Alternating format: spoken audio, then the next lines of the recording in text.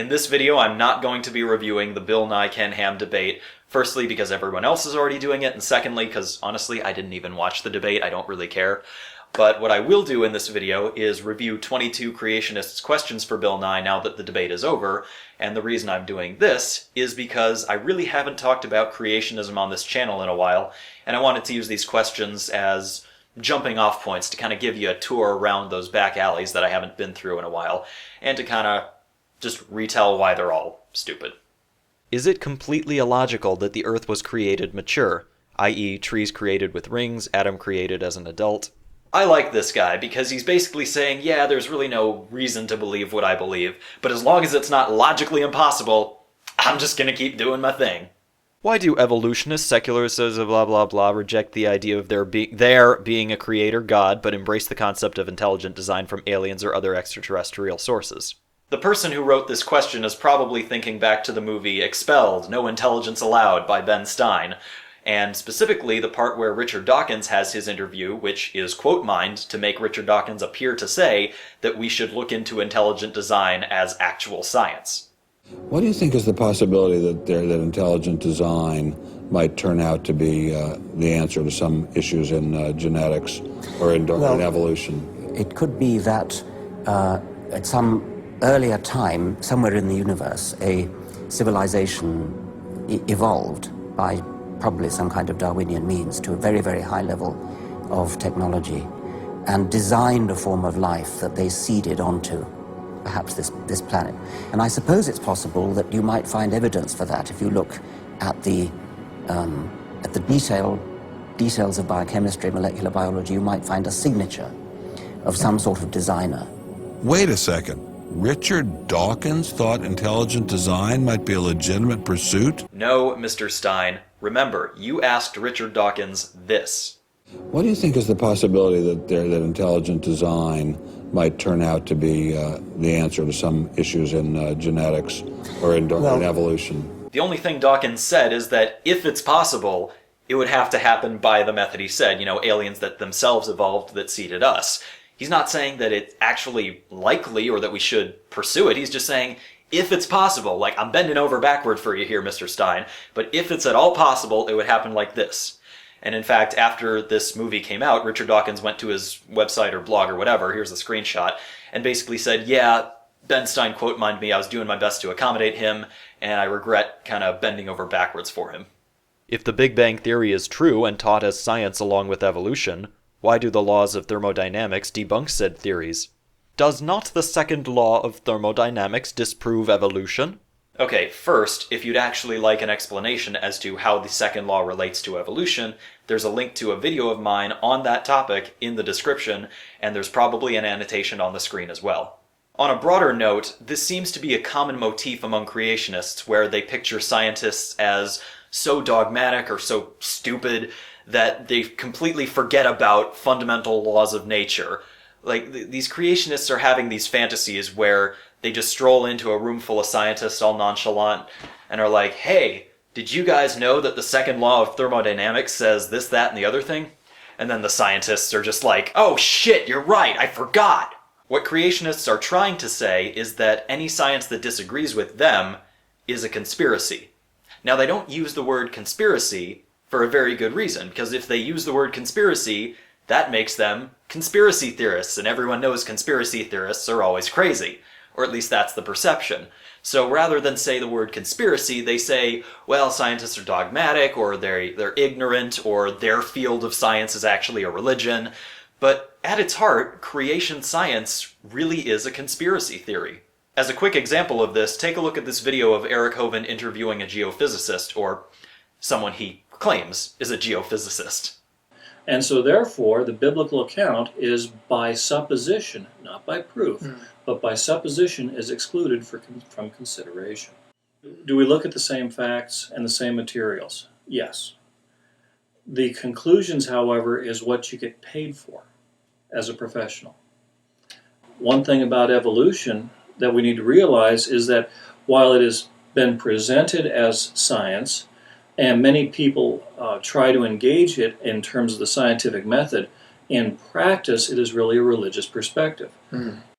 Does metamorphosis help support evolution? Maybe? In what way are you talking about? I really don't know. I mean, metamorphosis is an example of a local decrease in entropy, so sure, yeah, it does support evolution. Why not?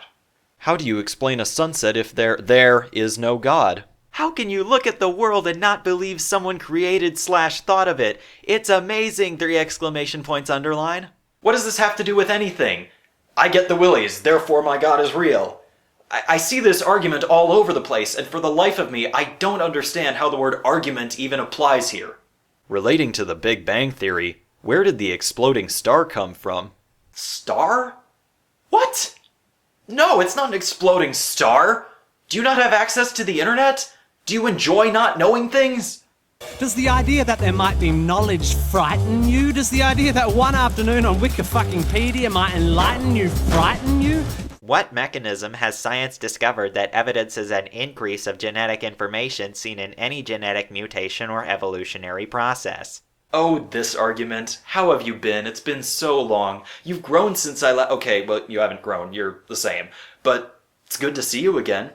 First, duplication and frameshift mutation. A frameshift mutation occurs when a letter of DNA, a nitrogenous base, gets randomly inserted into a gene.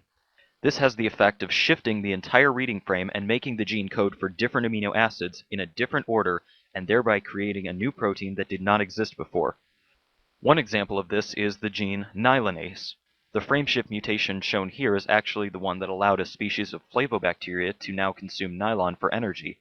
Not only did this add new genetic information, but it was also a beneficial mutation like the ones discussed earlier. Second, this. This group of scientists showed what many biologists thought was so improbable it was essentially impossible: the evolution of entirely new genes from completely random DNA sequences. In this study, the researchers replaced a 139 amino acid domain of a gene that makes up the coat of a virus with a random DNA sequence. Without this protein domain, the virus is extremely inefficient at infecting cells. In only 7 generations, the group saw a 240-fold increase in infectivity of the virus. And after many generations, the virus had increased its infection rate by a factor of 17,000.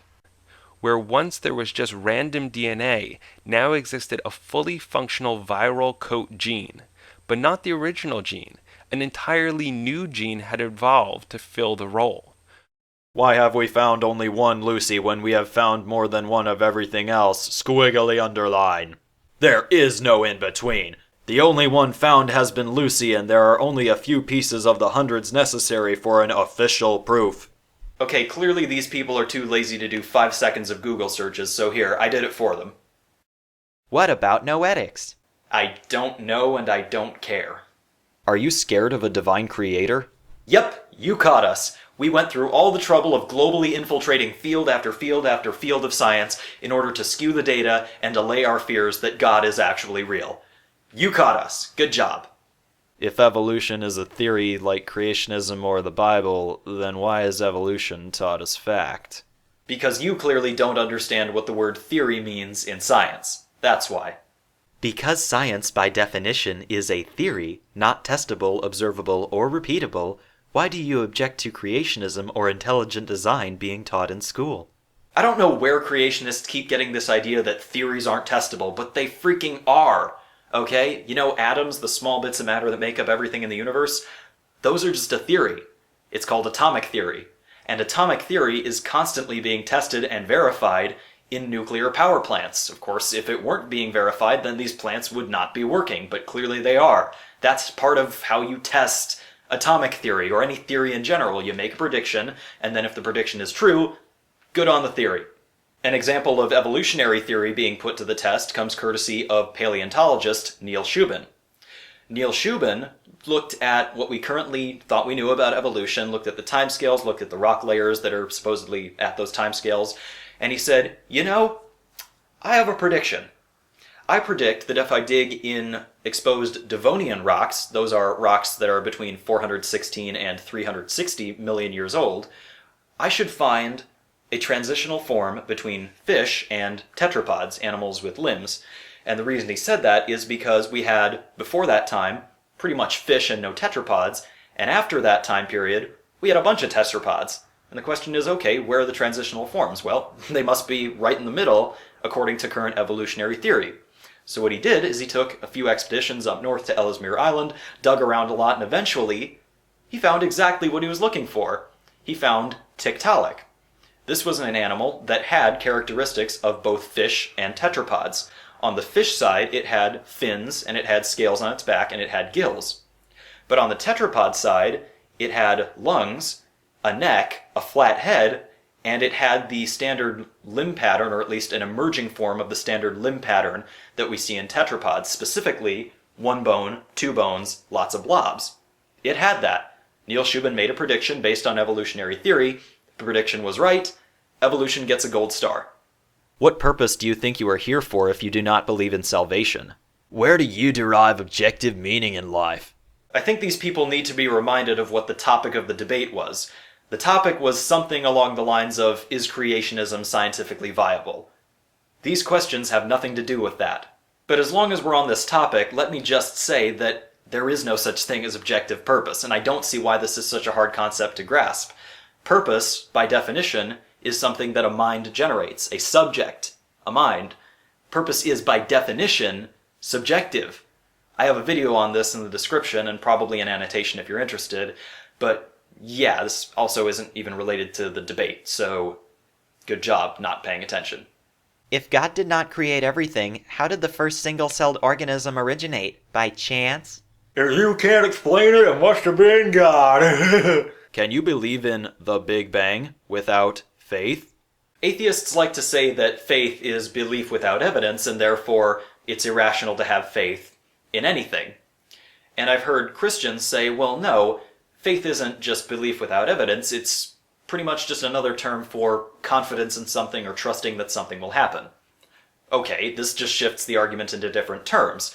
Atheists will simply say, okay, you have unfounded confidence or unfounded trust in this thing. There's no reason to trust that this is going to happen. There's no reason to believe this. Belief in the Big Bang, however, is not faith. It doesn't require unfounded confidence. It requires evidence, which we have. Since everything's moving apart, it's very reasonable that at one time they were all together. And there's a place from whence these things expanded. And it was a remarkable insight.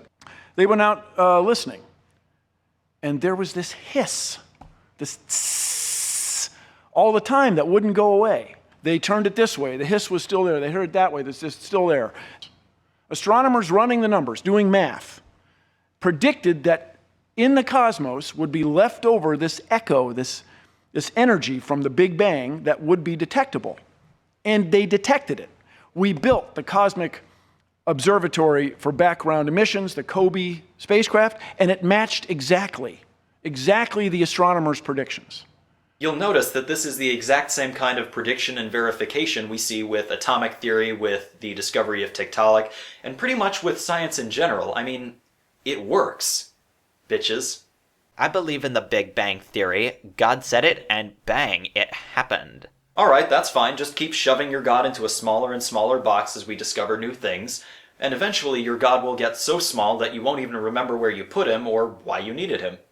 Bill Nye, are you influencing the minds of children in a positive way? Who taught this guy to write? You've got a good point there. Rather than teaching kids things that correspond to reality, scientific findings, let's just teach them other stuff because it feels good.